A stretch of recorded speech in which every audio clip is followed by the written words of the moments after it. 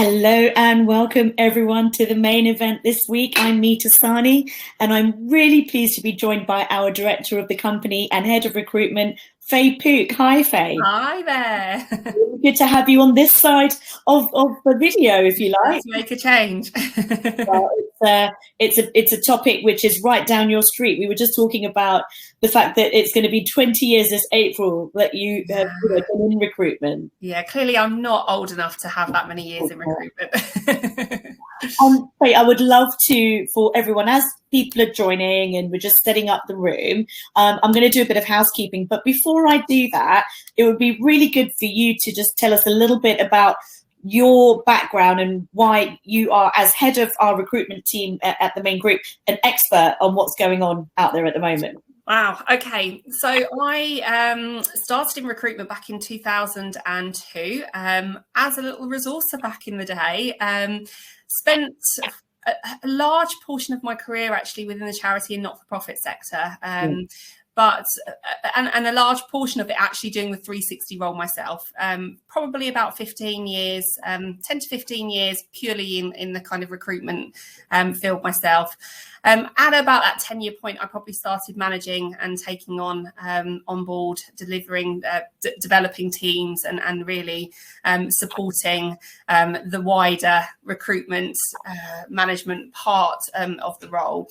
And I went up to a kind of director of operations. I've been operations manager in a larger organisation, joined the Maine Group 6 years ago. 6 years this week. And actually that was to start our charity division initially, which has gone from strength to strength. And I'm absolutely thrilled with where we are in our charity world. But that has allowed me, with the growth of our team, to step aside and actually take on more responsibility across the whole of the business and support on our commercial division as well. So I will still roll my sleeves up, get involved in the recruitment, very much there, filling temp bookings when needed. But essentially my role is to support and develop and lead our team through hopefully the next growth period. Indeed. And I think that's why you, as our guest today, are the perfect person to have sitting next to me in this webinar, because for the next 30 to 40 minutes, as always, our webinar series is live, it's interactive, and we have a chat box here, which I'm literally going to say hello on, just to show everyone how easy it is to drop a note or drop a question. You can literally type and press send, and oh, here we go. I said it would be easy, and now it's not easy. I'll come back to that. Oh, here it is. Right, you need to be in chat to do that, and there we go. There we go. So the best way to get the most out of today's session is to drop a note or ask a question. Let us know your thoughts, because that way we can really tailor today's session for you. We also have a poll, which we would really appreciate everyone's involvement in, just to get a feel of the room. And our topic today is how to recruit like a boss and really win the war on talent, be on the right side of this challenge that we're facing at the moment. And Faye, with 20 years, tell me, have you seen anything like it? Oh, well, different forms of it, but yeah, I mean, I've been through various recessions and seen us come out of the other end. Yeah. Obviously, this has been much longer than many of the other recessions that we've seen. We've bounced back, I suppose, a little bit quicker in other areas. This is very unique, but at the same time, I think now seeing.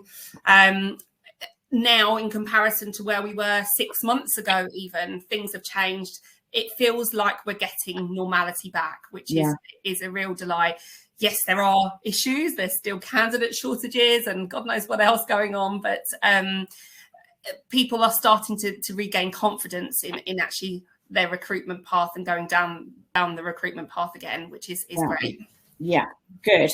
Well, I have to say, having seen the last couple of years, all the peaks and flows of the talent life cycle and what businesses have been through, and for us to be on the cliff edge of both I suppose it's not a cliff edge, but on the balance between not-for-profit, charity, and the commercial world. Yeah. We see how both sectors do some things really well, and we can help them learn from each other on the areas that they don't do as well. And one of the things that we're talking about today is about, you know, choosing the right recruitment partner and making sure that culture stays in front and center.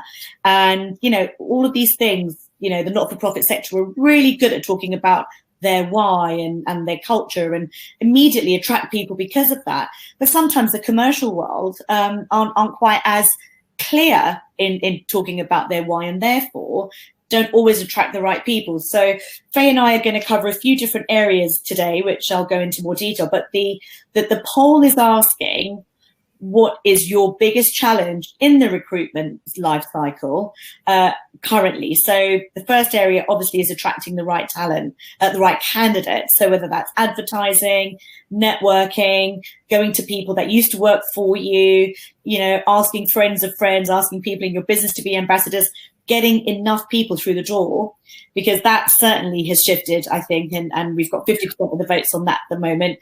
The other really challenging one, which is really heartbreaking, is losing candidates in the interview process. Things are moving so fast at the moment out there. So that's going to be part of what Faye and I talk about in terms of how to make sure you don't lose candidates during the process, because things are moving super fast. And then the other two areas and options for challenges are your candidates being counter-offered? You know, are they actually, you know, handing in their notice and then their employer saying, well, here's a 20% increase and a bonus and all the rest of it? And the final bit is actually losing existing people, because, you know, it's all very well hiring new people, but if you've got a leaky bucket, you're running just to stand still, and people are actually going backwards because of that. So, hey, what would you say you've seen happening in recent months? Yeah, I mean, for us right now, I think the biggest trend is the candidates going very quickly through in the interview process and losing them in that interview process. Additionally, finding the candidates in the first instance, I think, is a tough one. We're seeing a lot more candidates staying where they are. Companies are using every tool to try and retain their staff, which is great in many ways, but it makes recruiting and finding talent slightly harder, slightly trickier. And it just means that you have to be much quicker in the process of hiring to ensure that you onboard them before any of your competitors or anyone else looking for that person. Yeah. I mean, one thing we're seeing as well is not just speed of when you've got them on board, but actually the fact that there are far fewer people actually job seeking at the moment. Yeah, absolutely. Yeah, I think if I look at our advert responses in comparison to 2 years ago, before the pandemic, half of what we used to get coming through, if not less, and the quality levels aren't quite there. I mean, obviously, there are people looking for work and people looking to change careers because of what's happened, but they're not necessarily right for the roles that we're working on. Yeah, and it's interesting. We've been doing this webinar series for 2 years nearly now, and initially we started this to stay relevant and stay advisory to our clients at a time when they weren't necessarily recruiting, but helping them to manage the talent journey and support them through all of the shifts. And we did a lot of training in that time. But what we're finding at the moment is that recruitment, as you said, is massively at the forefront of priorities for businesses, but actually with the diminished level of responses to adverts, we're definitely finding that we're stuck between a rock and a hard place. We're having to be, even as experts in the industry, we're having to be very creative. And I've just got a comment here from Paul Purcell. Hi, Paul. Thanks for the comment. So Paul says, candidate shortage is an issue, as is corresponding candidate strength in relation to requesting home working and benefits. Faye, this is really exactly what we were talking about just before we went on air. Tell me what you found in this space. Yeah, I mean, with looking at candidate strength and looking at people's kind of requirements, I suppose, since the pandemic, I was looking at some stats. And now 57% of workers are choosing hybrid working. 29% of organisations are implementing hybrid working already. Yeah. And the prediction is that by 2023, 41% of businesses will be offering hybrid working, which is great in so many ways. It means that you are able to secure talent that perhaps needs that flexibility. I mean, myself as a working mum of 3, it's actually meant that I can increase my hours, increase my output to the business by allowing me not to have to travel into the office every single day. And I still feel like I'm getting that balance with my 3 children at home. So it is an important one. It is. And I think that employers, I mean, we've again spoken a lot about the future of work post-pandemic. Apparently, there are still a third of workers who haven't gone back at all yet in London. Wow. So, you know, this is a lot of organizations testing, learning, evolving, trying things, keeping what works. I mean, there's a lot of flux going on. And I think that the certainty we have to bring for our employees to, first of all, retain good people and then attract is that, you know, we are an employer who are working to be future-proof. We understand people, we understand what our employees want, and we understand what we need to do to retain people because we care about our business, our organization, and equally we care about the people that are going to deliver the success in that organization. And if we can have that as an underlying message that goes out, people remember that we're all on the same team and we're on the same side to creating that success. One of the things I think that is really important, whether it's retaining or attracting talent, is talking about, if you are considering hybrid working, how you measure success, because everyone can say, yes, we're going to try hybrid, but how are you going to ensure that you still remain successful? Mm-hmm. And it brings things like, you know, looking at job descriptions and talking about measuring output rather than activity. Managers need to be retrained. Something we're doing a lot at the moment is driving on how to manage remotely. So I know this isn't necessarily about recruitment, but it is really important that candidates know what you've done when you are bringing people in and during that interview process to be able to demonstrate that you have embraced hybrid or are working towards that in collaboration with your people. Absolutely. Knowing that the candidates coming in, we have a fear we work with lots of different levels of candidates, some with lots of experience, some with very little experience, fresh graduates coming out. Yeah. And I think their needs are very different. So hybrid working can work really well for people that are experienced and know what they're doing. But for someone that needs extra support, that might not work as well. So actually identifying who it works well for, who needs additional support, and actually, as you say, Meeta, really that leadership side and re-coaching managers on how to manage remotely. It's really important because it is totally different to being able to just grab someone in the office or let me show you that, and hearing all the time what's happening in the office environment where they're struggling. It's very different. And as a manager myself and having a hybrid team working, the adjustments I've had to make are really important to ensure the success of the team. Indeed. So in our first area that we're covering today in our session, it's talking about how to choose that right recruitment partner. And I think first and foremost, for anyone out there, I would say that make sure your recruitment partners are experts. Make sure they understand what shifts are happening out there in the market. They are under the skin of organizations, because one of the benefits that a recruitment partner has is that they see hundreds of businesses between the people in their organization. So it's not just about what goes on in your world, but they'll also see what's going on in a sector, in a type of role, and ask them what is going on. How can we be ahead of the market when it comes to attracting talent? Absolutely. And I think the way you do that, and asking the question, but do they run salary surveys? Are they able to benchmark for you? Can they give you information and on the sector as we stand? If they can't do those things, then perhaps they don't have the experience that you need as in a recruitment partner. Yeah. And I think asking that question, what are you doing in this candidate short market that is going to help you as my talent partner bring those people to me over somebody else? So let's talk about some of the things we're doing, because if people watching today aren't partnering with us. We obviously invite all of our existing client world, and hello to everyone who already works with us. But there will be people out there who engage with other recruitment partners who may be thinking, well, what should my recruitment partner be doing right now? What would you say to that, Faye? Well, I mean, as a business, we're very much speaking to our clients regularly, on a regular basis, asking questions as to what they're doing, what their recruitment strategy is.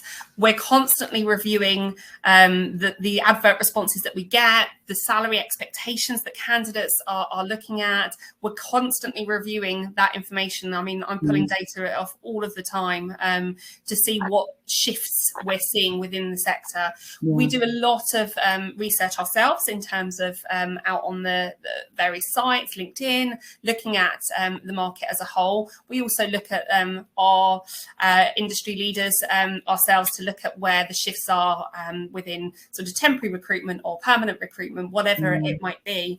But the key thing is communication, Meeta. I think it's absolutely key to always be speaking to the people that you're working with, taking that on board, and then feeding that information back out as and where we can. Yeah. And when it comes to candidate attraction, I know that more than ever, it's about being proactive. We've always said that we are a search style service in a predominantly contingent space. We also do retained recruitment, but we still go out and we look for each role as a specific role. We're very fortunate to have a database, but in the last 2 years, we've had to literally clear that out and start again. That database is not the same database as it was pre-pandemic. No, people move, people change their requirements. There's this great resignation going on at the moment. Yeah. What have you seen in that space? So I mean, we've had to rebuild from scratch, and especially on the temps availables as well. Looking at people that are immediately available, a lot of the people that we would use as regular temps perhaps has gone into permanent jobs because of the uncertainty around what's next. I think we've also looked at what we can do to be proactive in that space. So we've actually recently recruited somebody that worked with us actually 9 years ago and brought them back into that candidate space. So as a candidate talent sort of manager, just really to focus purely on research and resource of new talent. Someone with that much experience, they were a very senior consultant for us many years ago. They have lots of experience in that space. So we are looking where we can be proactive, what we can do differently, where we can advertise, where are candidates going, but also looking at the passive candidate, those that aren't perhaps looking, that are quite happy. There may be some niggles in their workspace that means that they would be open to conversations, but perhaps wouldn't necessarily put their CV out to one of the CV database tools that are out there. So actually being proactive through LinkedIn and through networking to actually speak to those candidates and hopefully uncover that talent before they're ready to take that step themselves. Yeah. And for us, having been in the recruitment space for over 30 years, and can you believe that, 30 years, we have seen it all. But I'm pretty amazed actually at the power of the candidate and how they are calling the shots at this time. And it seems that at the moment, our poll is very much 80% of our attendees today are saying that the first challenge is in attracting the candidate, and the rest are saying that they're losing candidates in the process. And I think one of the things there again is when you're thinking about choosing the right recruitment partner is how well are they coaching you and supporting you on the interview process, not just getting somebody in and putting them in front of you, but advising you how to make sure you don't lose candidates in the process. Because we've seen that where on a Monday there may be 5 people, by Friday there's 2. Because they're getting picked for other jobs, they're getting counter offered by their existing company who's found out that they're looking. Absolutely. What would your advice be to employers going through those challenges, Faye? I would actually speak before you assign that partner in a recruitment partner, is to find out what they do to actually uncover that information. How much are they speaking to their candidates to find out what else is out there in the pipeline for them? I think we interview all of our candidates from the outset. We have quite a detailed interview process that we go through. And I'd like to hope that our competitors are doing the same. I'm sure not everyone is, but hopefully they are. Yeah. But in that I lost you for a minute there, but we're back. Oh. I'm not going to go back over it. I'm hoping that it was on my side rather than on the viewers' side. Sorry about that. So I would imagine you're talking about how much they're advising employers on digging or candidates on digging under the skin of their motivations for looking for a new job. Absolutely. So in that initial process, what questions are they asking? Where else are they interviewing? What's their ultimate goal? Where do they want to be in 2, 3, 4, 5 years' time? Yeah. Finding out who actually they go to for advice. If they get an offer, do they go to their husband? Do they go to their partner? Do they go to their parents? Who do they ask? And before they make that decision, what would be the kind of key thing that would prevent them from making a decision on a role? Is it salary? Is it location? Is it the flexibility in work? Understanding all of that before we even get to the point of submitting the candidate, and then speaking to our clients about the process. If they've got 3 other interviews, they need to make a decision straight away. If they can do interviews in one day, first, second, third interview, all in a day, amazing. It means you're quicker and you're responding much faster than perhaps your competitors. Essentially. And it may sound extreme, but I think that is exactly where any business or organization that is embarking on the quest for talent needs to be moving very quickly, but with real quality and consistency. Absolutely. Because I think candidates at the moment are also picking up on any uncertainty and they're walking away. They're saying, no, I'd rather not explore that. I'm not sure. And there are so many roles available. So they do have the pick of their choice at the moment. Yeah, I think one other thing that we've really noticed is that salaries are inflated slightly at the moment, whereas a candidate may have been asking for 35 a couple of years ago for a role that will be now 40, 45. So it really has increased. And because there is that war on talent, people are paying those salaries. So it is making sure that you are ahead if you can be. I know it's not always possible, especially in the charity and not-for-profit sector. But as much as possible, keep reviewing your salary benchmarks, looking at that. And if you can be flexible, be as flexible as you can. Yeah. And that's something we can help with. We're always doing benchmarks and always advising our clients on what's going on out there. So make sure that your recruitment partner, if it's not us, is doing that. I love this because I feel that we've never actually lifted the lid on how we advise and go about making sure that we do a great job for our client world, Faye. And I think that having you here today, it's just refreshing because I know, when we do engage a partner or we do partner with a business, we become an extension of their world, don't we? And the next area, the next part of today's session is talking about whether the recruiter that you partner with cares about retention. So how, we know that we do the full talent 360. So once we bring somebody in, we advise our clients on retention via starting with induction, how you onboard someone. We advise our clients on how to manage the offer to the start date and, all the things around there. But tell me about guarantees, because, there's a lot of different opinions around guarantees from clients saying, well, that is or isn't important to me. Tell me where you see us standing and what anyone searching for talent should be looking for. I think guarantees are absolutely essential. I think what I'm absolutely delighted to say is that we often don't have to use that guarantee because we do the work in the before we get to that stage. But having that security, knowing that you're protected, and we guarantee up to 12 weeks when we're working exclusively with our clients. So you get 3 months of actually testing the water with that candidate. And that's full financial. If it's an exclusive partnership. But the reason that is so important is because any business any recruitment partner that doesn't offer that won't feel the pain that you will feel if that person doesn't work out. And absolutely, it's too big. Do a much more of a thorough job. It makes you really want to see that candidate stay, and you will check in with your candidate. You'll check in with your client in that first period, first 3 months, and beyond that. Essentially, they're always going to be in your world. I've got people that sent out as a temp 20 years ago that are now managing directors of charities. And it's been so lovely to go on that journey with them.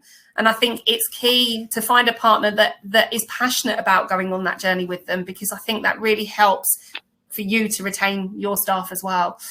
Yeah, exactly. They see how you conduct yourself in the process. And I've got a stat here. I do love a stat as well, which Glassdoor have put out that have said a bad hire could cost you somewhere in the region of £312,000. So a recruitment hire is around £5,000 to £7,000, but the cost of replacing a bad hire is around £300,000. So that includes recruitment costs, training costs, lost productivity costs, and actually losing people in the process. When they see a bad hire happen, sometimes that can shake the ground of people that are already in your business as well. So it's really important to really challenge your recruitment partners to, when they go on that journey with you, how they, commit to making sure they retain people. What do they do at induction, right? Like, do they just find that person, send them, check they've arrived and leave it?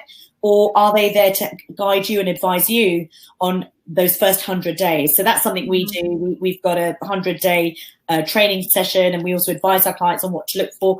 We advise our candidates, don't expect day one to be like it's going to be in 100 days. It's like the first date. It's awkward. It's uncomfortable, but you will get through to the consistency and the familiarity of that role. I would say training and support right now is absolute key as well. It's more than ever before. If you, for aside from what your partner can do for you as an agency, obviously we offer the training, and we've got that as another part of the Maine Group. But for you as a business, I think it's really key to always offer training support to ensure that they're always developing and feeling loved, feeling that they are needed, and that you want them to succeed. And I think without offering that, sometimes candidates, that's where a lot of the time we get people registering with us for work, is that they feel unloved and feel unsupported in their current role. And that those first few weeks and months are crucial, because that's where you as an employer have put all the time, financial commitment, and it's when you put all that work in and then they just feel unsettled because they don't feel valued, when actually some clarity, some consistency, and it doesn't have to be a lot, having regular touch points, creating a buddy for them. And I'm going into too much about the induction now, but a good recruitment partner will know all of this. So please, if you are engaging with a recruitment partner to help you hire people, it's not just getting them to the door and then walking away. It's making sure that person embeds and then starts to add value in the future. Now, sorry, our fire alarm is just going off. It is the test, so don't worry. I don't need to grab my coat and run. There we go, it's gone. All right, perfect. So, Faye, that takes us on to, we've talked a lot about recruitment partners, and one of our areas we wanted to cover was about whether they go on that journey with you. And what I meant by that have you got a recruitment partner who, only seems to turn up when there's a job advertised, or are they checking in to establish how they can help you and be ahead of the game in terms of your talent journey? So what would you say employers should be looking for in that space? Yeah, I think it's really important to build relationships. I think I know, having sales calls called in here all the time, that it can be frustrating at times. You could get 10, 15, 20 calls a day. But if you're working with someone and you want a relationship with them, it is about answering and taking those calls and actually speaking to them, letting them know what's happening in your world. The reason they're calling is so that they can be there and support and know you inside out and become an extension of your world. It isn't just about what jobs have you got on that they can work on. For me, business development has always been a really big part of my role, and I just enjoy building those relationships. I love being able to sit here and tell you what my clients are doing, what activities they've got coming up, what potential hires they've got for the rest of the year, that we may be able to be looking at talent pooling for them, what we can do for them, sort of being proactive. We can't do that without those conversations. And we also, we're selling the brand on behalf of our clients. We're there advocating everything and really putting them out there into the market. So if we don't know the brand and we haven't been given the opportunity to get to know that brand, then we're not going to do the best job that we could do. And I think it's really important to really invest the time in getting to know your partner, and letting them get in any relationship. It's absolutely key. And I think that's why it's important to cut out the noise as well, is that if you are, if you do have recruitment partners, make sure you've got the right ones, do an audit on them, and then keep them close and set high expectations of what they're going to bring to your world. Set, service level agreements that if they're not bringing that you will have to look for other partners, And so essentially, if you have just one in our ideal world, but if you have the right partners in place, then potentially you only have to have those conversations with one or two every few weeks, every month. But it means, they bench for you. And I've got that at the end, and that's not weights. It's not how many kg and personal best. Actually, are they creating a bench of future talent for you? So not just hiring for the person now, but if they understand, as Faye, you said, not only who you're hiring now, but what your quarterly and annual plan is. When they're doing that search, when they're doing that shortlist, are they actually saying, but actually these people look really good for the business and the organization, even if not right for this role? Yeah, absolutely. I think we're always thinking, for us, we add things like database codes into our system so that we can constantly keep track of candidates and where they might fit. And having that knowledge means that we can say, okay, well, actually, they're going to need these amount of even if it's on the temp side, whatever it might be. If you've got certain times of year where it's busier, if we're aware of that, we can always be one step ahead of the game. And I think that applies for all good consultancies and partnerships, really. So true, whether it's year end, whether there's some annual events, whether, there's some projects that are being won. And actually, a really good recruitment partner will actually give you insights into their sector and actually give you not just talent knowledge and candidate knowledge, but what's going on in your world. So choose wisely and demand a lot, I would say, from your partners, and work in partnership. The information flow is a two-way street. Absolutely essential. The other thing is one to mention here, I suppose, is exclusivity over multi-agency and which route to go down. I think that's quite an important question. And one thing I think that we've identified over the years, obviously, we always prefer to work exclusively with our clients. It really allows us to dedicate that time to have a consultant literally working on that role and that role alone. And how do candidates respond when you tell them that we have that role exclusively? This is one thing I was going to say. The reason for your protection of your brand, I think having too many agencies working on the same job and they're going for the same perhaps talent pool, that candidate could end up with 5-10 calls from different agencies all throwing the same job, and it ends up showing an air of desperation, and candidates are often put off by that. Even though not intended by the employer. Absolutely. They want to cover as much, a bigger remit as possible. So often the reasons for going multi-agency are very valid. They want things, okay, well, we're going to go out to a bigger pool, but essentially most agencies or good agencies have access to that really good pool of candidates. And by going out to multiple agencies, you potentially will frustrate the candidates. The other thing is time. You want agencies to really invest the time into finding the right candidates for you. So if they think that they're up against several other agencies, there's a rush, there's this need for speed, and perhaps quality isn't the priority.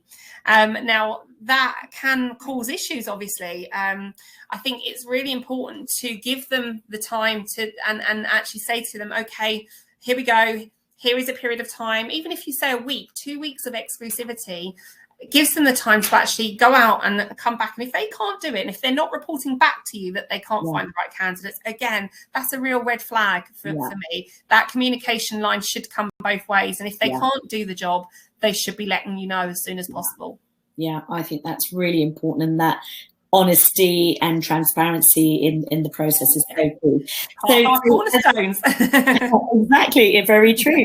Talking of cultural cornerstones, our last area that we're going to cover today, we've got just about 5 minutes, and we always try to keep the session close to 30 to 40 minutes because we know that everyone's time is precious, and we want to make these short, punchy, and hopefully things that you can apply straight away into your world when you go back to your desk or speak to your people in the organization.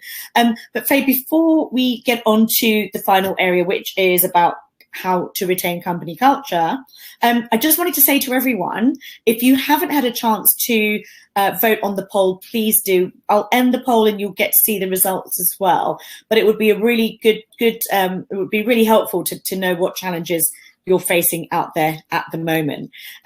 So while we're getting the last few votes in, Faye, look, it's like giving your baby to somebody, isn't it, when you ask somebody else to recruit for you? And the worry is that they're not going to get you. They're going to dull you, your brand. They're not going to represent you out to market right. How should a good recruiter partner with a company to help them with culture? Because with well-being, mental illness being such a big challenge, to belong and to feel part of an organization and feel content and comfortable in that space is so important. And so much of that is the culture, isn't it? Absolutely. Identifying culture and what's important, it will hold retention for your staff. Yeah. Mismatch of culture fit it will result in candidates leaving, and that's really not what we want. Yeah. I think for me, it's always been about visiting our clients, onboarding roles face to face, actually going in, seeing the team, getting a feel for what that environment is like, even if it's on a video call, just meeting the line manager and speaking to them or a member of the team can be really helpful in getting a feel for what the right fit is culturally. And then for us on the flip side, it is about actually asking the questions to our candidates, really going in depth in our first initial meetings with our candidates, what's important to them. So that we can ensure that it's aligned, all culture needs are aligned, essentially. I think your recruiters should be jumping in with both feet around who you are as an organisation. Yeah. We would love to meet somebody in your organisation that really reflects the values. We talk a lot about personality profiling, and it could be that you say, look, there's somebody that is the benchmark of what that looks like. And, that not only covers personality types, but it also covers what their impact is in a role. So it's good to have some benchmarking. I think that in this world of Zoom, I think video is great, but I think it's important that we do get into the office space, even if it is to walk our candidates through location and feel, some people like working in big open spaces. Some people feel that they'd rather work in a more intimate space. So again, as you said, Faye, our role is to matchmake, business matchmake, but within that, there's a lot of different factors that come into it. And we talk a lot about the best fit being 80% mindset, attitude, culture, and 20% skills. And that's because you can teach skills, but you can't teach attitude, mindset, and you can't make people fit into a culture. Absolutely. Totally agree. And how on board do you think clients are and businesses are with sharing that side? Do you think that most businesses are like, I need to tell you how we are? Or do you think they feel it's a bit of a waste of time? Genuinely, what's your thoughts? The ones that we have more success with are the ones that are really get on board and allow us that time. And again, we understand that time is precious, and it can be half an hour out of your day where you don't perhaps have that time really available, but longer term it's saving you time and money, and it means that we can do our job much more effectively without it improves the quality, doesn't it? It improves the quality of the people. And we and I really appreciate you lifting the lid on how we deliver these areas today, Faye, because it really is important that anyone out there who's in that war on talent, and we are too, we are out there looking for people to grow our world, and we're faced with the same challenges, and therefore, we're really visiting how we embrace hybrid working, how we embrace, people working flexibly. And one of the things that we think is really important is that if you do have roles or levels of roles, Faye and I speak a lot about more junior people starting out full-time at the office. Don't don't be shy, or don't be afraid to say that certain roles will require people to be present. Give them your reasons why, give them the business causes, because the right people will want to commit so that they can then grow and be successful in your organization. Yeah, absolutely. I think that goes for us when we're recruiting ourselves. We look at that and say, I know my more junior staff here actually want to be in the office because they want to learn from the multitude of experience that we've got out here in our world. Our consultants are really experienced, and if they're not here every day with them, then they're not going to develop. So don't be afraid to have different roles that can be hybrid against others that can't. Exactly. One size does not fit all. And we've got a comment from Paul here saying that culture isn't wholly what is stated. He's talking about one way to audit this is ask for 3 examples of how the organization lives its values. We love that, Paul. Yeah. We have a very similar one. Faye, why don't you just for the last minute or so talk about how we bring to life culture in an interview? Absolutely. So we look at we ask questions around I'm trying to think of some of our questions now. Put me on the spot. Value. So we look at who we say, who do you value and why? Give me 3 people who you value and why. Businesses, what businesses do you value and why? And really getting down under the skin of those kind of things is absolutely essential. Really. And actually, when we're recruiting ourselves, we'll go through and score based on that basis as well. And make sure they're aligned. Indeed, exactly. Alignment of culture and values is everything. So as if Paul says, if we ask organizations, and this is what we say to them, is what makes people want to work there? Give us an example of this. Here's your values we picked up from your website. Now bring those to life for us. And likewise, asking candidates who they value and why, you'll start to see patterns and you'll start to see matches. And hopefully that will mean that with the right recruitment partner, and if you want to talk to us about that, we are always here. We never make this a sales pitch, but we do want to give you advice, and we do want to help you be tooled up with the right questions and the right approach to make sure you have the right recruitment partner so that you are winning the war on talent, because I don't think this is going to get easier anytime soon. So it's really important that you have, the right partners on that journey with you. Absolutely. Wonderful. Well, Faye, thank you so much for joining me today. It's been a pleasure. It's been insightful, and thank you everyone for joining, for commenting on the poll. I've now released those results, and the top one is still attracting the right candidates. So for so many, it seems that just getting the right people to respond to adverts, to walk through the door is the challenge. And Faye, I might pick on you to dig down and look into that a bit more in detail in the coming weeks. Absolutely. Brilliant. Wonderful. Well, thank you, everyone. And we look forward to seeing you same time next week. Bye for now. Bye.